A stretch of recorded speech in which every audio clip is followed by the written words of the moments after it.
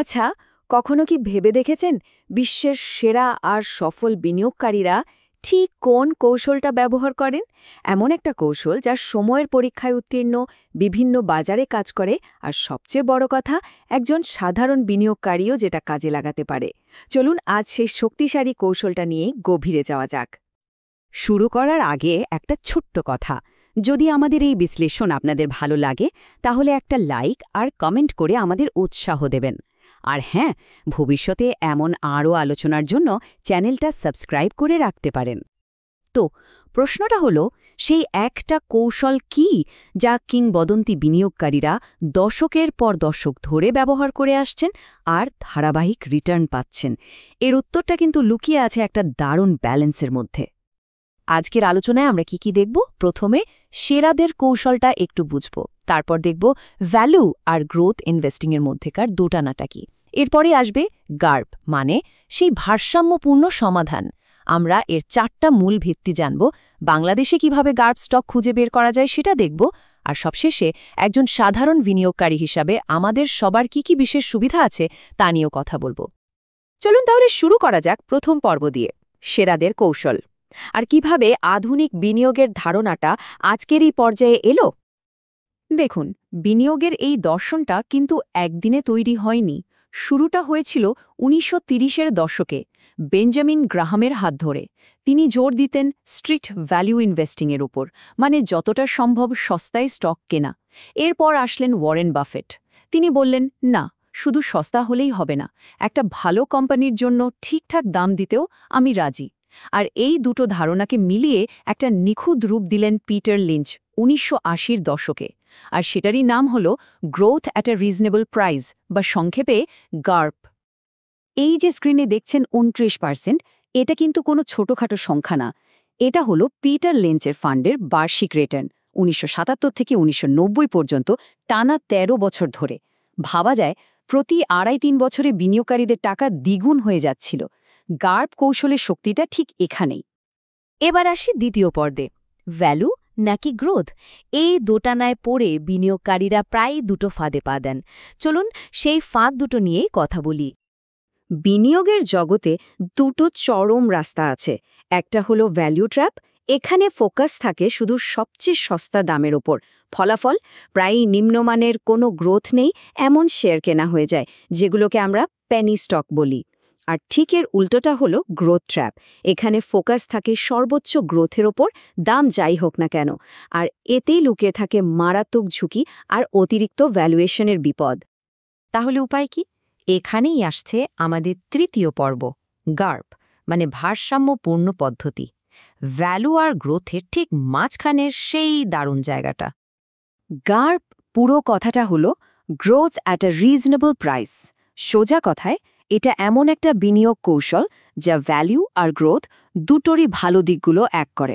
মানে আমরা এমন কোম্পানি খুঁজব যাদের আয় লাগাতার বাড়ছে, কিন্তু শেয়ারের দামটা এখনও আকাশে উঠে যায়নি।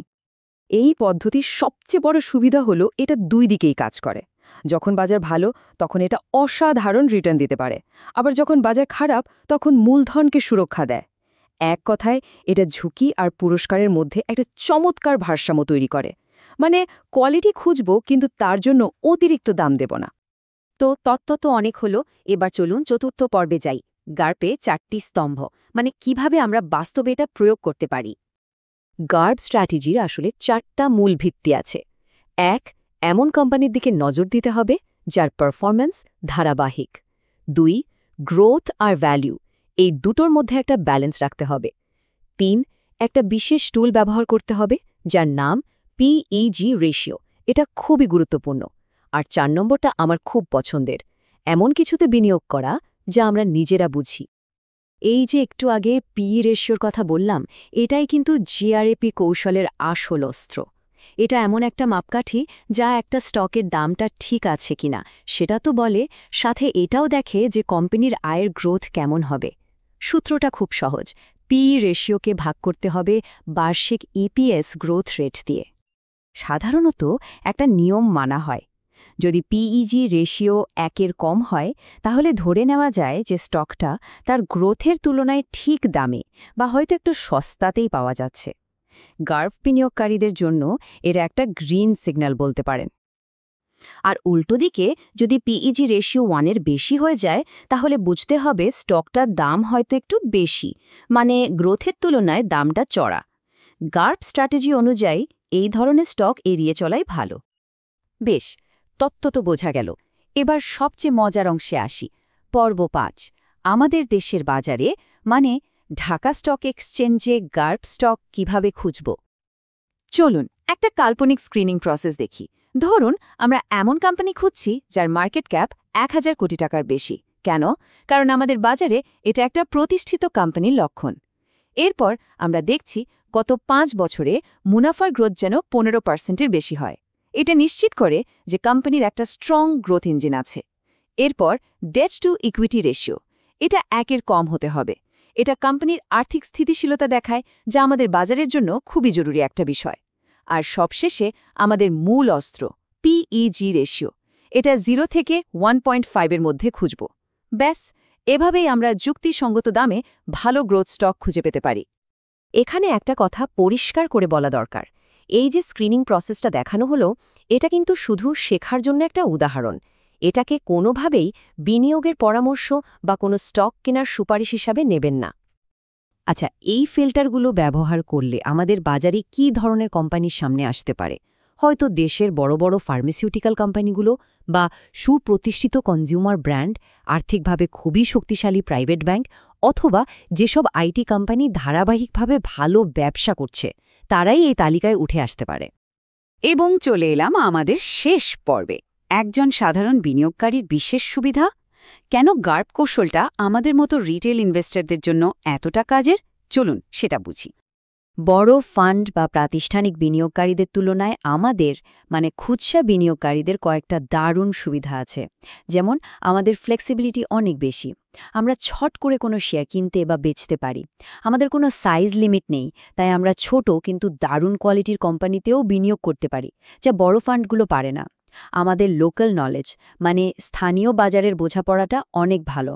আর সবচেয়ে বড় কথা, আমাদের ওপর কোনো চাপ নেই যে 10টা কোম্পানিতে বিনিয়োগ করতেই হবে। আমরা শুধু সেরা সুযোগগুলোতেই ফোকাস করতে পারি। ভ্যালিউ ইনভেস্টিংয়ের গুরু বেঞ্জামিন গ্রাহাম একটা অসাধারণ কথা বলেছিলেন। একজন সাধারণ বিনিয়োগকারী সবসময় একজন বিনিয়োগকারীর মতো আচরণ করা উচিত, ফটকাবাজ বা স্পেকুলেটরের মতো নয়। গার্প কৌশলটা কিন্তু ঠিক এই দীর্ঘমেয়াদী আর ডিসিপ্লিন মানসিকতাকেই সমর্থন করে। সব শেষে একটা প্রশ্ন রেখে যাই, একটু চারপাশে তাকিয়ে দেখুন তো, এমন কোনো বোরিং কিন্তু দারুণ সফল কোম্পানি কি চোখে পড়ে, যা হয়তো সবার অলক্ষ্যে লুকিয়ে থাকা এক গার্প সুপারস্টার? গার্পের চশমাটা চোখে দিলে হয়তো এমন অনেক নতুন সুযোগ সামনে চলে আসবে।